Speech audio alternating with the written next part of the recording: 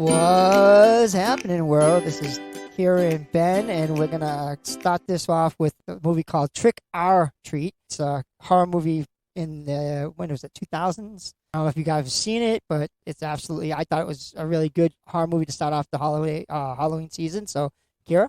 Absolutely. I love this movie. I think it is so good. I know it was held up for 2 years before it could get released, and then it had limited theater release. But as soon as it went to like DVDs and streaming, it created a really big cult following. I think that is indicative of how good the movie is. I love a horror comedy, and I would say that this would fall under that scope. And I also love an anthology movie and I think that this covered the bases very well. We have I would call him our protagonist, Sam. If you have seen either Trick or Treat or the cover art, at least like the poster for it, you will see the little kid with the burlap kind of like pumpkin head mask. And that is Sam, our protagonist. And he is kind of like our guide throughout this Halloween night in this little town in Ohio. And everything he kind of watches over everything. And all the stories that we see are kind of all connected, I would say, through him and through the passings of each other.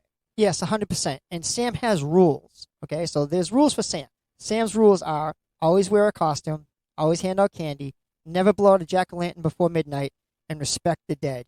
And no one does any of this in this movie. I would say the only people who maybe do this in the movie is the Anna Paquin storyline, because he doesn't really outwardly kill them. He kind of lets them just do their thing. And I think it's because they're in costume and they are werewolves. Oh yeah, I guess that by default. I mean, but he is there. He is there. Yeah, when they eat everybody, he's sitting right there, and they don't bother him. I think he's more like a watcher of Halloween, like the rules of the what would it be like a? I'm trying to think of a word where like the not the patriotic saint, but like the person that like makes sure that Halloween runs the way it's supposed to. If that makes any sense. Yeah, kind of like the enforcer of the holiday. And I think it's funny because he is like a small child. I mean, obviously not. There is some mysticism behind him, just like there is on Halloween. I would say the first death is one of my favorites.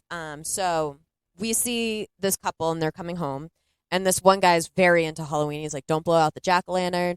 And his girlfriend or wife or whatever is not very much into Halloween. So she does. And we see her get brutally murdered and then put up as a decoration at her own house by Sam, which I thought was really cool. I thought it was really fun. Again, this movie surprisingly has a huge cast. The two biggest names that I wasn't expecting in my rewatch, because like, you watch things and you forget about it, and then you rewatch and you're like, oh my God, was Anna Paquin and Brian Cox being in this movie. I was like, these are some big names for this little low budget horror movie. Yeah, I was kind of shocked when I saw them. I was like, oh, okay, because like Trick or Treat did to me wasn't like really like blown up. Like people weren't like, oh my God, there's a movie coming out. Like I saw it like on Amazon. Like I was like, oh, okay. So it was like for me seeing these big names in it, I was like, oh, this is actually a movie that had a lot of people in it, and I'm surprised that it didn't have the like the big production that it should have got. But it was really good. I mean, the storylines are good, and it's like multiple stories going on at once. Like it's not just like one story. There's like there's the principal and he's killing people, and then there's the pack of wolves, and then there's the school bus, and there's all this stuff going on, and you're like like jumping from scene to scene, but it goes very smoothly.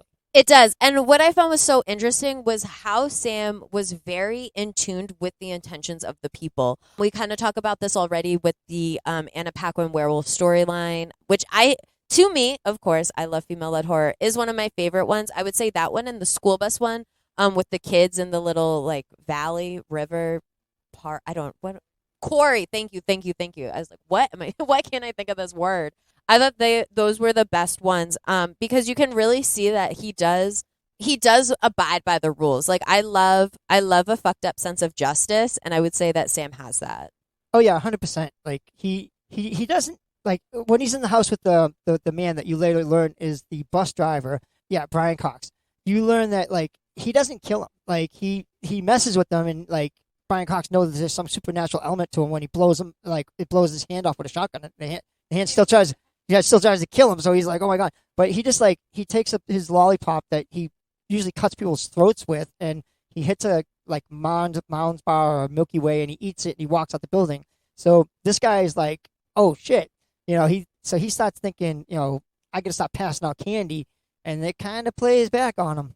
It does. And what I like the best about how his storyline ended was that Sam was like, okay, you're going to meet your end, but it's not going to be by my hand. It's going to be by the hand of these 8 children that you killed for no reason, which to me was also an insane storyline. I was like, okay, so for those who haven't seen the movie, obviously this is an anthology storyline, an anthology series. So there's one story that bleeds into 2 different stories, right?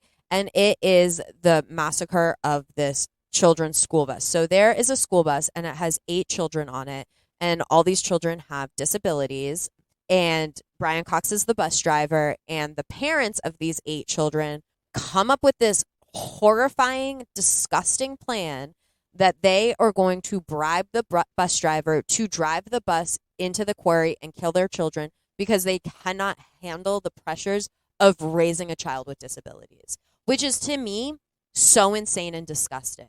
And guess what? He does it. So we see the ghosts of these 8 children come into 2 storylines. We see it when the high school kids are lighting the lanterns at the quarry, kind of like, oh, or is it real? Are there ghosts here? What's happening? Kind of being like kids, not really understanding. And then we see it when Sam actually brings the ghosts of those 8 children to Brian Cox's house. And in my head, it ends with them killing him. Oh, 100%. And like I thought the girl that they brought to the quarry was special needs, and they were picking on her. And I thought that when the ghosts come and she's in that elevator and she doesn't open the elevator to let them basically kill the kids that were picking on her, like supposedly being her friends, but like we're actually just trying to taunt her. I thought that was like a comeuppance, like kind of for the ghosts, like the people that picked on them. This was their way of getting retribution on these children that were picking on this one girl with special needs. If that makes any sense. Oh, it absolutely does. And within that, you see kind of the so with any pack or like group of people, right? This is psychology. There's always going to be the leader and the right hand, and then the followers. Now, the followers are there, but they don't, and they believe the message and they believe like the pack mentality. But you will also see that those are the first ones to disintegrate, right? Those are the first ones to become wary.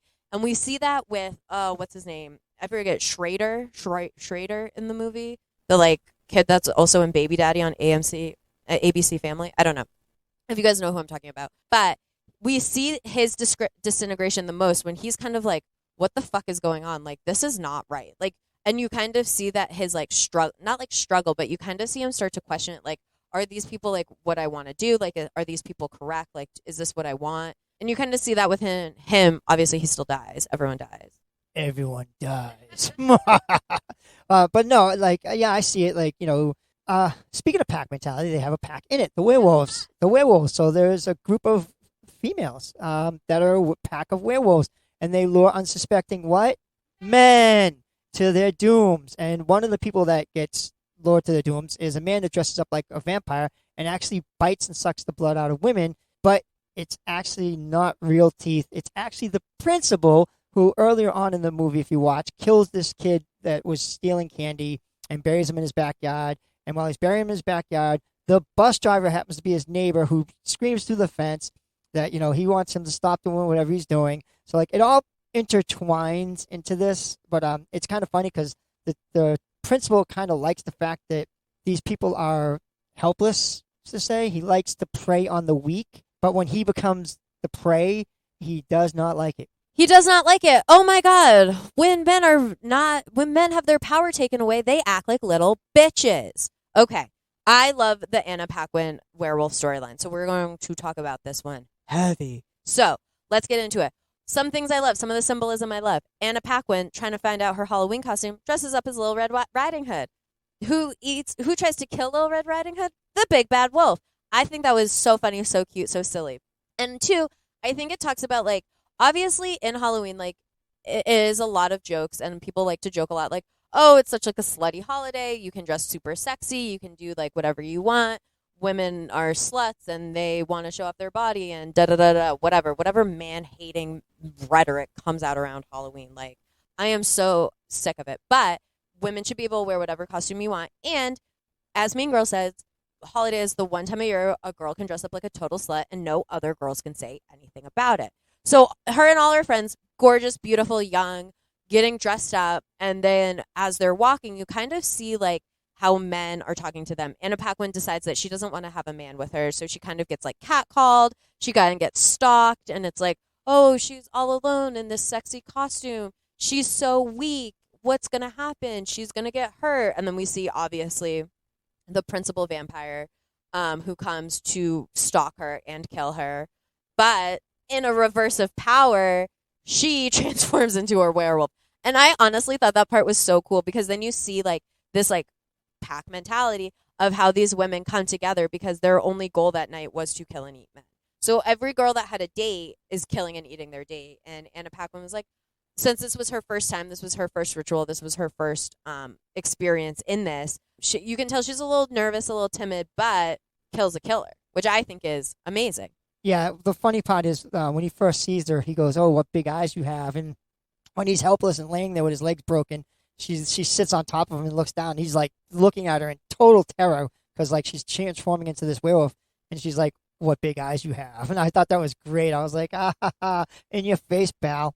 Oh, I love it because I thought his character, the quiet, creepy teacher, cemented in society as like a person of respect and authority who's actually like a killer. Like I think that is like a trope that's like played out a lot. And I do like that he never killed his son.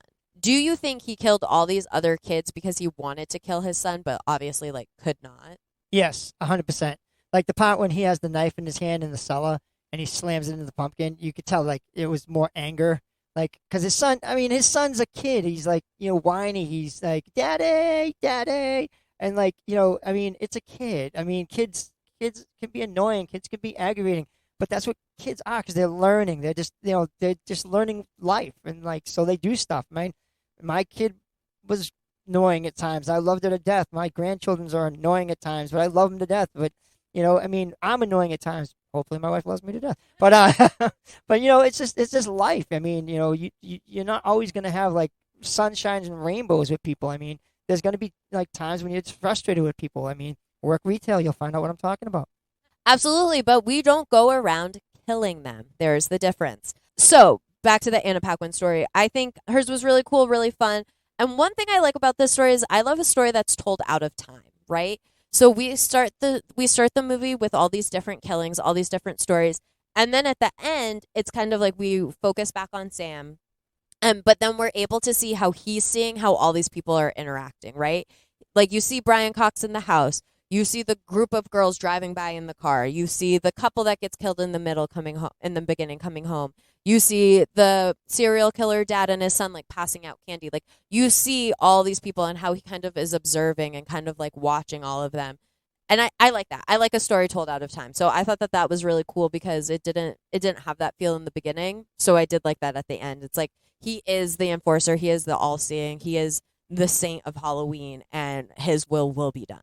Yeah, so the girl that dies at the beginning, wasn't she the one when the lady opens the door and she passes out the candy and there's a person having sex in the background? Wasn't that her? Like, yes. Yes, but in Sam's rules, there's no rule against having sex.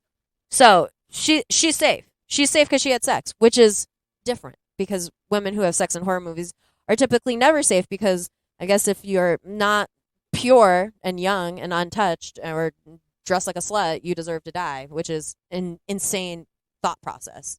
Yeah, no, I was just saying like how they all intertwine, like because you don't know why she dies. Like she blows out the lantern, yeah, and that's why she dies because that's part of his rules. Don't blow out the lantern before 12 o'clock.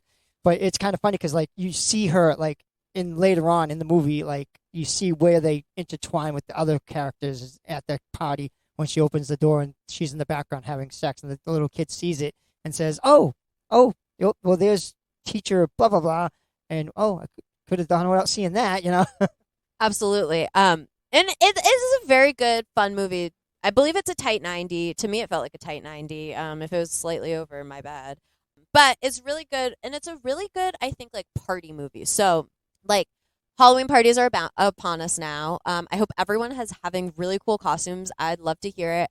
I am actually going to New Orleans for Halloween, and me and my friend, we are going as Velma and Daphne. So it's going to be very fun. We're very excited. Both our costumes are sexy, so we're going to be the sexy ones. But it'll be really great. It'll be really fun. And I don't know why I brought this up. I just wanted to talk about Halloween and my costume because I ordered it yesterday. But it's like really fun and exciting. This is a good party movie because you can have this on in the background and there are some good scares and there's some good kills, but it's not something that you have to pay attention to. This was my point. Yeah, 100%. It's one of those movies where like you should watch it, but it's one of those movies like once you watch it, if you have a party and you put it on, people are gonna watch it. They're gonna sit down and go, "Oh, what's going on with this?" Because Sam's character is great. Like he's wearing pajamas. He's got a burlap sack on until they take it off, and then when they take it off, it's like he's like a pumpkin. He's like a deformed pumpkin with fangs. So like he's actually creepy looking when his mask comes off. But yeah, in all, like I said, he's like the enforcer of Halloween, and like throughout the movie, you see the interactions with all these characters and how they all come together, and they all live in a tight knit neighborhood. It's all like right there. Like the girl that is at the quarry, she's pulling a cart, and the girls that are the werewolves almost hit her in front of the girl that blows out the jack-o'-lantern, in front of the guy that's the bus driver, in front of the boy that's the son of the principal. So like it all comes together. It does, and it's done in a really fun way, and the kills are really good. I am here for a good kill. Like if I'm gonna watch a movie like this, I'm gonna watch it for the kills. There is a storyline, and I will say there is a plot, and I will say that it is more inclusive of a plot than we see typically in horror movies. Like I love to see the vengeance of these 8 children that died, because to me it's such an insane storyline to have. Like what? Like you're gonna just I don't know, and I know that I don't know. I don't like I said many a time. I don't have a child, nor do I have a child with disabilities. But I can't imagine my love, like the stress of that being so great that my love for my child would be like, yeah, kill him, fuck it, I'm good, I'm good. Yeah, and the messed up part of this is he chains them to the bus seats, and he checks the chains, and when he's checking the chains, he throws candy into their baskets, like so, like it's like treating them the fact that they're gonna die. And then one of the kids does get out of the things, and he wants to go home. He knows that the guy took the wrong bus route. He's like, nope, wrong way, because he knows he's autistic, so he knows his way home. He knows that the guy went the wrong way, so he ends up killing them. He gets out of his thing, runs over, and he drives the bus off the quarry. And the bus driver gets out, and when he gets out, you see the mask that they're wearing for Halloween float up to the top, and they're indicating that the kids can't get out and they all died. So it's kind of ironic that he ends up passing out candy. And I think one of the reasons he wasn't passing out candy is because of the fact that he did that on the bus. But then when he does stop passing out candy, the ghosts come and like they all like look at him and like, yeah, they killed him. And to me, that was one of the sweetest moments of the movie is when they kill him. But yes, and I mean, like you can see that obviously, like he does have some guilt from what he's done. But guess what? You still did it. You still took that bribe. You still killed those 8 kids. Like I'm so sorry. Like. You deserve what you have coming to you. I don't know. Maybe that's just me. That's how I feel about things. But the movie's really fun. It's a silly, goofy time. Is this gonna be like? Are you gonna learn a lot about yourself from this movie? No, but you're gonna have a laugh with your friends. You're gonna see some cool deaths. Yeah, 100%. You got to go into this movie thinking like, all right, it's just a slasher film. I mean, it's like there's death, is slasher. Is there points behind each slashing? Yes, 100%. But I think that was also because it came from these directors that like directed like Superman 2, and they're more plot oriented directors than normal horror movie directors. Were just like kill, slash, all the blood. You want all the gore. You want all the murder. You want blood, blood, blood, blood, blood. 52 killings, 65 killings. These guys aren't like that. They are more plot oriented, and you can see that in this movie where there is a plot and the killings are good. And like I said, Sam. I wish they would come up with another movie with him. I really liked his character. I agree, and I do think sometimes like Sam is a cult killer, but I feel like he could be in the same vein as like a Michael or a Freddy or a Jason, or like within these talks of like these great Halloween killers, because I do believe he is one of those. I don't know. Thinking of violent movies with deaths and minimal plot. Some of my favorite horror movies. It's a duo, and I hope that the third is coming, but. Have you ever seen Damien Leone's Terrifier series? No, but now I kind of want to. Okay, so I'm going to go on a little bit of a tangent about Terrifier because I want to talk about great kills versus plot lines. So, and a cult film. So, the original Terrifier did not have a theatrical release, similar to the limited release of Trick or Treat. Once it became on DVDs and streaming, it did get a higher cult following. So much so that Damien Leone was able to make the sequel, Terrifier 2, which did have a full release and was longer. I don't know. It's great. For those who are familiar with Terrifier, you know everything I'm about to say. For those of you who are not, please watch this movie, but do not watch it if you have a weak constitution or cannot handle gore. That is the only thing I will say. It is incredibly violent, incredibly gory, incredibly graphic, but it is done in such a silly, goofy way that it is so fun. Rewatching Trick or Treat made me want to rewatch Terrifier for these same reasons. I was like, oh, I want to watch like some good kills. I want to see some good death. And I love not like low budget. Obviously, these movies have good fine budgets, but not like these multi-million-dollar budgets that we see now. But these like low budget horrors, because I think with that, like you see true vision and you don't get so many studio notes. And I hate studio notes. Oh, so is it kind of like, like Reanimator? Reanimator didn't get a lot of like money, didn't get a lot of hype, but like if you watch Reanimator, it's actually a good movie. Yeah, and I would even consider like it's not a good movie, but like The Room, you see these like low budget movies that have like these cult followings. You could even look at like Repo the Genetic Opera. Like you have all these like low budget kind of like B films that are making it into these cult statuses because they are so good. Because with these films, you don't have studio notes, so you don't have producers and studio heads and execs being like, well, we have to appeal to everybody, so we have to cut this and we have to cut this and we have to do that. What you have is you have a pure story and a pure vision from the writers and the directors, so they are doing what they want. And I think that's when films thrive. And then I think when studios see that, they just look at money. I mean, yes, the WGA is not striking anymore, but SAG is still striking, and we always will stand with writers and actors and directors, and we want people to get paid for what they're worth. And we celebrate the stories of these indie films. I mean, Marvel, Disney, Warner Brother bullshit. Like, yeah, sometimes you will come out with great films. Barbie was a great film. Oppenheimer was a great film. All big budget films. But it is the smaller films where you will find more heart and more dedication to the story. Yeah, I think so too. Like I like a lot of the B movies. Like I liked Sharknado. I liked The Toxic Avenger. I liked Attack of the Killer Tomatoes. Like there's a bunch of these B movies that you look at like and you'd pass them by. But if you actually watch them, they're funny and they're entertaining. And like if you get a chance, Toxic Avenger is so stupid, but it's hysterical. I love The Toxic Avenger. And did you see they're remaking it? Oh, come on. Really? Come on. Don't do that. Okay. Yes. Ben, I am with you. Hundo P, I am with you. Hate remakes. We should keep original stories. But you have to look at the photos because Elijah Wood in this movie looks unreal. It's going to be so batshit. It's going to be so awesome. Okay, I'm going to give it a try. I will. I'm going to give it a try. But like we were just talking earlier about The Exorcist, like I was looking forward to this remake because it looked like, well, actually it was an extension, but it looked good. And then you saw it, and you're like, it was trash. And I'm like, oh, come on. Because like, I don't know, they do these things and you just stare at it and go, why would you do that? You just ruin this movie. Like, I don't know. I'm hoping because I love The Toxic Avenger. I hope they do a really good job with this because The Toxic Avenger was so funny and it would be great to see a good remake of it. Oh, absolutely. Yes, if you guys have listened to our episode about The Wicker Man, I have talked about seeing Exorcist Believer. I do not recommend it. Just watch the original Exorcist. Had such high hopes. I'm going to go on another little tangent, you guys. I had such high hopes for it because, one, we got two girls. We're possessing two girls. Amazing. I love the stakes on it. So stupid.